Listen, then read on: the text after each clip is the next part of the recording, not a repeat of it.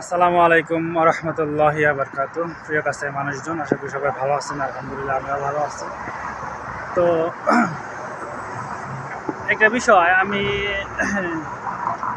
আমি যখন বিদেশে আসার জন্য 3 দিন ট্রেনিং করি টিটিসিতে, না করবো টিটিসিতে, মানে যারা বিদেশে আসে তারা তাদের প্রত্যেককেই 3 দিন ট্রেনিং করতে হয় টিটিসিতে, ট্রেনিং সেন্টারে।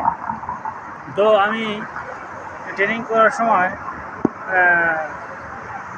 একটা প্রশ্ন করলাম স্যারকে যে, স্যার, আমরা তো টাকা পাঠাই আমাদের পরিবারের জন্য, কিন্তু সেটা দেশের আয় কীভাবে হয়? মানে এটা আমি বিষয়টা জানতাম না, বুঝতাম না। এই যে বোঝার জন্য আর কি একটা প্রশ্ন করেছিলাম যে, আমরা টাকা পাঠাইলাম আমাদের পরিবারকে, কিন্তু এতে দেশের কী লাভ? এতে পরে স্যার বললো যে, তোমার প্রশ্নটা খুব সুন্দর হয়েছে, যে হ্যাঁ, কথা তো তাই, যে টাকা পাঠালাম আমার দেশে, টাকা পাঠালাম আমার পরিবারকে, তো দেশের কি লাভ হইলো?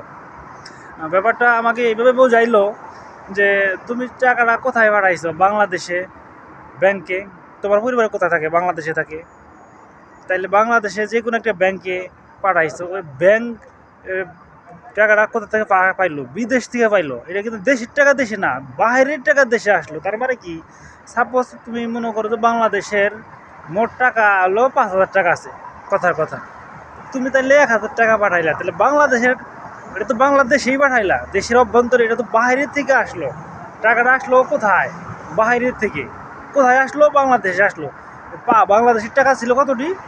5,000 টাকা। তুমি 1,000 টাকা পাঠাইলা, তাহলে বাংলাদেশের রিজার্ভ কত হইলো?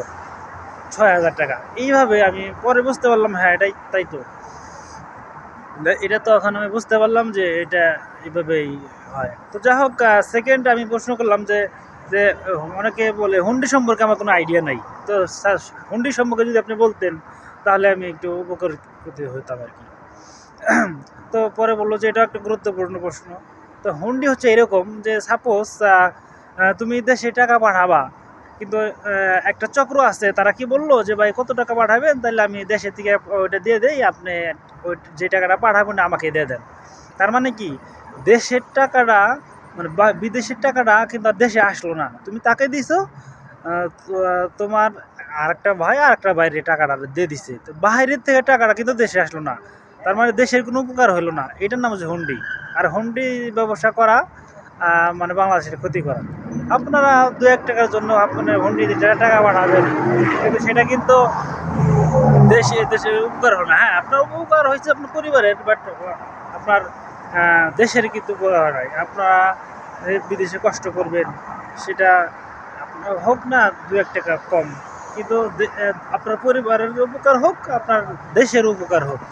পরে বিষয়টা আমি বুঝতে পারলাম যে হ্যাঁ, হুন্ডি আর এমনি লিগ্যাল ওয়ের বিষয়টা আর কি। আর হুন্ডি হলো একটা, কি বলে, অবৈধ লেনদেন, যেটা রাষ্ট্রীয় কোনো স্বীকৃতি নাই, এই আর কি। তো এটাই আপনাদের সাথে আলোচনা করার ইচ্ছা পোষণ করলাম আর কি। আশা করি মোটামুটি বুঝতে পারছেন। আসলে আমি এত ভালো বোঝাতে পারি না, এই জন্য আমাকে ক্ষমা সুন্দর দৃষ্টিতে দেখবেন। তো সবার সুস্বাস্থ্য কামনা করে আজকে বিদায় নিচ্ছি। সবাই ভালো থাকবেন, সবার আশেপাশের মানুষগুলোকে ভালো রাখবেন। আসসালামু আলাইকুম ওয়া রাহমাতুল্লাহি ওয়া বারাকাতুহু।